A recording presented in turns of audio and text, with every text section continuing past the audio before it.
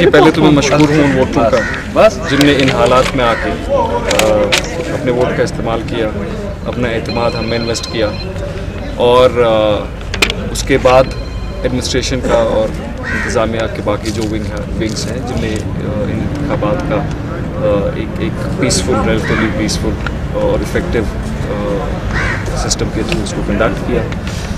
अभी मेरे 2 वार्ड्स का नतीजा सामने आया है, वहाँ से अल्हम्दुलिल्लाह मैं कामयाब हुआ हूँ। अभी और 2 वार्ड्स की काउंटिंग चल रही है और ओवरऑल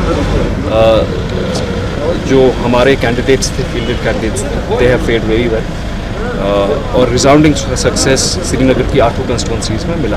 कांग्रेस का आप अगर देखें, करा साहब की वाइफ आ रही हैं, उनकी जो कोर सीट्स हैं बट मालूम है वो हार गई।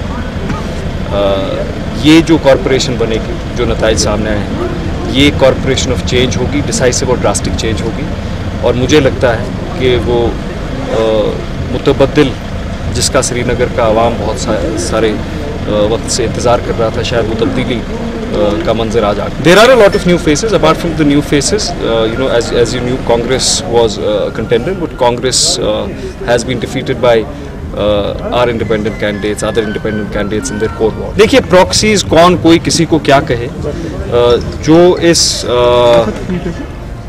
इलेक्शन में हिस्सा लेता है, अगर वो एज इंडिपेंडेंट हिस्सा लेता है तो वो इंडिपेंडेंट ही। अब किस तंजीम ने बाइकआउट किया और फिर प्रॉक्सीज फील्ड किए, वो आप उस तंजीम की कॉन्शियंस पे छोड़ दीजिए। मैं जहाँ से लड़ रहा था, मैंने अपनी आंखों से देखा कि मेरे खिलाफ बाइकआउट की हुई तंजीमों के कैंडिडेट थे और openly supported by the senior most leadership of the 2 parties which boycotted the election.